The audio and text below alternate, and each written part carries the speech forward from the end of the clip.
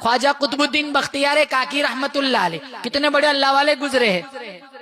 ان کا انتقال ہوا تو انہوں نے وصیت نامہ لکھا تھا، میری نماز جنازہ ہر کوئی نہیں پڑھا سکتا، میری نماز جنازہ وہ آدمی پڑھائے جس کے اندر 4 شرطیں موجود ہو۔ پہلی شرط لکھی، میری نماز جنازہ وہ آدمی پڑھائے بالغ ہونے سے میرے جنازے کے وقت کبھی بھی کسی بھی حال میں بھی تکبیر اولیٰ فوت نہ ہوئی ہو۔ دوسری شرط لکھی، میری نماز جنازہ وہ آدمی پڑھائے بالغ ہونے سے میرے جنازے کے وقت کبھی بھی کسی بھی حال میں بھی عصر کی سنت نہ چھٹی ہو۔ تیسری شرط لکھی، میری نماز جنازہ وہ آدمی پڑھائے بالغ ہونے سے میرے جنازے کے وقت کبھی بھی کسی بھی حال میں بھی تہجد کی نماز قضا نہ ہوئی ہو۔ چوتھی شرط لکھی، میری نماز جنازہ وہ آدمی پڑھائے بالغ ہونے سے میرے جنازے کے وقت کبھی بھی کسی بھی حال میں بھی اجنبی لڑکی پہ نظر نہ پڑی ہو۔ یہ 4 شرطیں لکھی تھی۔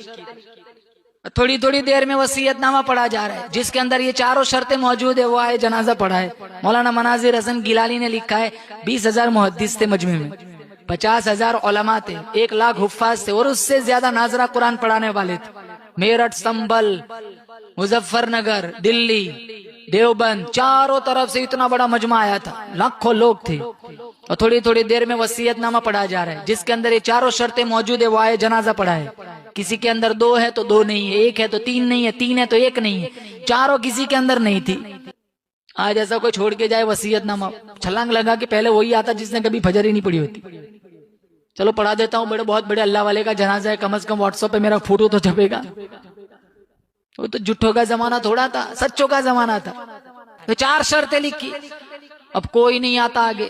شام کا وقت ہوا، مجمع کو چیرتا ہوا ایک جوان پاس آیا، کفن کی چادر ہٹائی، گرم گرم آنسو ٹپکے، کہنے لگا خواجہ میں جانتا ہوں تو کسے کہہ کر گیا ہے، میں نے بڑی مخفی زندگی گزاری، میرا راز سے میرا اللہ میرا خواجہ جانتا تھا، تو نے مجھے سب کے سامنے برہنہ کر دیا، میں نہیں پڑھاتا تو پڑھانے والا کوئی ہے نہیں، میں نے کافی انتظار کیا، اگر میں پڑھا لیتا ہوں کہ میرا راز کوئی نہیں رہتا، اب تک تو 4 شرطیں موجود ہے، ڈرتا ہوں آگے اگر اس کے خلاف ہو گیا تو حضور کو کیا منہ دکھاؤں گا۔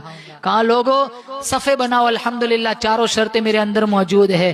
مسلمانوں یقین کرو، نہ وہ کسی علاقے کا پیر تھا، نہ کسی مسجد کا امام تھا، نہ کسی مدرسے کا شیخ الحدیث تھا، بلکہ اس زمانے میں تخت پر بیٹھ کر حکمرانی کرنے والا ہندوستان کا بادشاہ شمس الدین التمش تھا۔